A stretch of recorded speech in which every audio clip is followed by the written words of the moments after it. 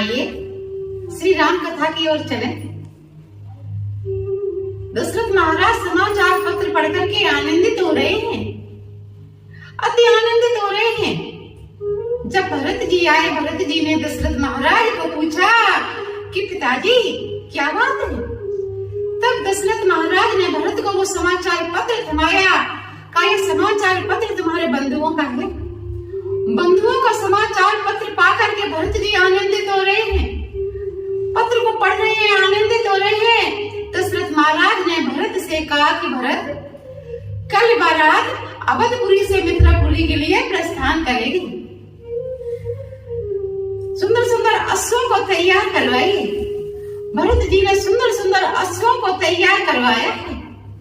प्रातः होते ही बारात अवधपुरी से मिथिलापुरी के लिए चलने लगी।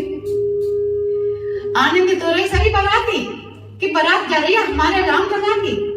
सभी अवधपुर वासी आनंदित हो रहे हैं और बारात में सबसे आगे ब्राह्मणों को किया और ब्राह्मणों के पीछे सुंदर सुंदर अश्वों पर नवयुवक तैयार खड़े हैं और नवयुवकों के पीछे पूरी बारात है। कौशल्या मैया, केकई मैया, सुमित्रा मैया आनंदित हो रही हैं, बहू आएगी। बहू का नाम सुनकर के माताएं कितनी आनंदित होती हैं, आनंदित हो रही कि हमारी यहाँ बहू आएगी। बारात चलने लगी मिथिलापुरी के लिए। इधर देखिए सीता जी ने रिद्धियों सिद्धियों से कहा कि जाइए जहाँ जहाँ हमारी बारात के पड़ाव पड़े हैं, सुंदर सी व्यवस्था बनाइए, बारातियों को किसी प्रकार का कष्ट न हो, किसी प्रकार की परेशानी न हो। आनंदित हो रहे हैं मिथिलापुरवासी, अवधपुरवासी, मिथिलापुरवासी आनंदित हो रहे, बारात आ रही है हमारी बिटिया की। रिद्धियों सिद्धियों ने जहाँ जहाँ बारात के पड़ाव पड़े हैं सुंदर सी व्यवस्था बनाई है।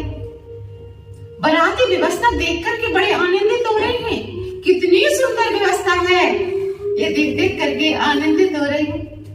देखिए बारात मिथिलापुरी के लिए जा रही है तो रास्ते में नगर और गांव पड़ते हैं। तो गांव वाले पूछते हैं, भैया बारात तो बड़ी सुंदर है, इस बारात का दूल्हा कहाँ है। नगर पड़ते हैं, नगरवासी पूछ रहे हैं, भैया बारात बड़ी सुंदर है, इस बारात का दूल्हा कहाँ है। तो आगे वाले कहते हैं पीछे आ रहा है दूल्हा, और पीछे वाले कहते हैं आगे जा रहा है दूल्हा। इस प्रकार से बाराती आनंदित हो रहे हैं और कहते जा रहे हैं, आगे वाले पीछे बताते हैं, पीछे वाले आगे बताते हैं। सभी बाराती आनंदित हो रहे हैं। कुछ बाराती दशरथ महाराज के पास दौड़े दौड़े पहुंचे और हाथ जोड़ करके कहा कि महाराज, नगरवासी गांव वाले पूछ रहे हैं दूल्हा कौन है। दशरथ महाराज ने भरत की ओर इशारा करते हुए कहा कि बता दो ये जा रहा है दूल्हा। अब जैसे ही नगर और गांव मिलते हैं तो नगरवासी गांव वाले पूछते हैं, भैया दूल्हा कहाँ है। बाराती भरत की ओर इशारा करते हुए कह रहे हैं ये जा रहा है दूल्हा। क्योंकि भरत जी बिल्कुल राम जैसे ही दिखते हैं तो सभी आनंदित हो रहे हैं, दूल्हा तो बड़ा सुंदर है। दूल्हा की छवि देख देख करके आनंदित हो रहे हैं। बारात जा रही है मिथिलापुरी के लिए। मिथिलापुरी वाले पहले से बारात के स्वागत में खड़े हैं, क्यों बारात का स्वागत करूंगा। जब बारात मिथिलापुरी में पहुंची तो बारातियों ने बड़ा सुंदर स्वागत किया है। मिथिलापुर वासियों ने बड़ा सुंदर बारात का स्वागत किया है, आनंदित हो रहे हैं। बाराती आनंदित हो रहे, कितना सुंदर स्वागत किया है। बारात जनमासे में पहुंच गई। देखिए अभी दोनों कुमार पिताजी से मिले नहीं हैं, क्योंकि दोनों कुमार गुरुदेव के साथ अतिथि गृह में ठहरे हैं और बारात जनमासे में रुकी है। राम के मन में उत्कृष्ट उत्कंठा उदित हो रही है पिताजी से मिलने की, लेकिन संकोच और लज्जा के कारण गुरुदेव से कुछ कह नहीं पा रहे। विश्वामित्र जी राम की मना स्थिति समझ गए। विश्वामित्र जी ने कहा, चलो तुम दोनों कुमारों को, दोनों भाइयों को तुम्हारे पिताजी से मिलवाता हूँ। ये विचार करके विश्वामित्र जी दोनों बारात भाइयों को लेकर के चल दिए, दोनों कुमारों को लेकर के चल दिए। आनंदित हो रहे हैं, मंद मंद विश्वामित्र जी मुस्कुरा रहे हैं। जैसे ही दोनों कुमार जन्माशय के निकट पहुंचे और दशरथ महाराज की दूर से दृष्टि पड़ी तो दशरथ महाराज दोनों कुमारों से मिलने के लिए दौड़ पड़े। जैसे उदाहरण से देखिए, जब गाय का छोटा बच्चा होता है और गाय जब गौचारण के लिए जाती है और संध्या समय जब बच्चा माँ से मिलने के लिए रमाता है तो किस प्रकार से गाय अपने बच्चे के निकट दौड़ करके आती है, इसी प्रकार से दशरथ महाराज दोनों कुमारों से मिलने के लिए दौड़ पड़े। दोनों कुमारों को हृदय से लगाया और दशरथ महाराज आनंदित हो रहे। दोनों कुमारों से मिलकर के जन्माशय में दोनों कुमारों के साथ दशरथ महाराज आए हैं। विश्वामित्र जी जन्माशय में आए हैं। देखिए बारात में जो अपनी जैसे 2-4 लोग होते हैं, बैठ करके जहां तहां 2-4 लोग बैठ करके वार्तालाप करते हैं। विश्वामित्र जी, सतानंद जी, गुरु वशिष्ठ जी बैठे बैठे वार्तालाप कर रहे हैं, आनंदित हो रहे हैं। विश्वामित्र जी आनंदित हो रहे हैं, चारों तरफ दृष्टि घुमा रहे हैं और विश्वामित्र जी के आनंद का पार नहीं। विश्वामित्र जी ने अपने मन की बात कह दी। विश्वामित्र जी ने कहा कि इनके 4 कुमार हैं, इनके 4 कुमारियां हैं। दशरथ महाराज ज्ञानी हैं, दशरथ महाराज भक्त हैं और दशरथ महाराज ज्ञान का प्राकट हुआ है। और जनक महाराज ज्ञानी हैं, उनके यहाँ भक्ति का प्राकट हुआ है।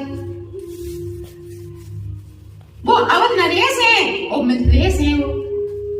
वो मिथिलापुरी के राजा हैं, वो अवधपुरी के राजा हैं। भक्त के यहाँ ज्ञान का प्राकट हुआ है और ज्ञानी के यहाँ भक्ति का प्राकट हुआ है। ऐसे समसमधी अभी तक हुए नहीं हैं। इनके 4 कुमार हैं, इनके 4 कुमारियां हैं। 2 जनक महाराज के हैं, सीता जी और उर्मिला। 2 जनक महाराज के छोटे भाई के हैं, मांडवी और सत्यकीर्ति। तो इनकी 4 कुमारियां हैं, इनके 4 कुमार हैं। ऐसे समसमधी अभी तक हुए नहीं हैं और न धरा अग्नि पर हैं, न आगे होंगे। ऐसे समसमधी, वो अवध नरेश, वो मिथिलेश नरेश, वो ज्ञानी है, वो भक्त हैं। ऐसे समसमधी, उनके 4 कुमार हैं, उनके 4 कुमारियां हैं। उनके यहाँ ज्ञान का प्राकट हुआ है, उनके यहाँ भक्ति का प्राकट हुआ है। तो ऐसे समसमधी ना है धरा अग्नि पर, ना हुए हैं, ना आगे होंगे। तो क्यों ना 4 कुमारों का विवाह 4 कुमारियों से कर दिया जाए। ये बात सतानंद जी, गुरु वशिष्ठ जी को बड़ी अच्छी बात लगी। सतानंद जी हैं जनक महाराज के पुरोहित और गुरु वशिष्ठ जी हैं अवधपुरी के दशरथ महाराज के पुरोहित।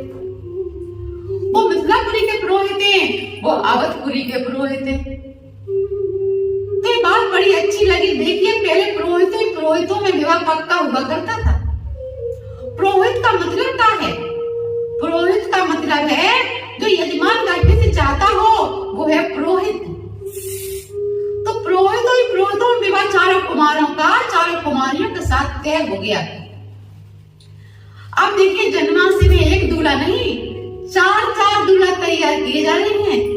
4 दूल्हों के लिए 4 घोड़ी तैयार की जा रही हैं। मिथिलापुर वासी आनंदित हो रही है। हमारे यहाँ एक बेटी का नहीं, 4 बेटियों का विवाह है। मिथिलापुरी में गलियों गलियों में शहनाई बज रही है, सभी आनंदित हो रहे हैं। आनंद का पारावार नहीं और मिथिलापुरी की शोभा बढ़नी नहीं जा रही है। इतनी सुंदर मिथिलापुरी लग रही है, सभी मिथिलापुर वासी आनंदित हो रहे हैं। इधर बाराती आनंदित हो रहे हैं। एक बहू नहीं, अब 4 बहुएं लेकर के जाऊंगा। इस प्रकार से बाराती आनंदित हो रहे हैं, मिथिलापुर वासी आनंदित हो रहे हैं। आनंद का पारावार नहीं है। इस प्रकार से मिथिलापुरी में आनंद छाया हुआ है। 4 दूल्हा तैयार किए जा रहे हैं। रामलला आनंदित हो रहे हैं। एक दूसरे में हास्य परिहास चल रहा है। अपने वाणी को यहीं पर विराम देती हूँ। आगे की राम कथा कल मैं आपको श्रवण कराऊंगी। तब तक के लिए जय सिया राम, जय सिया राम।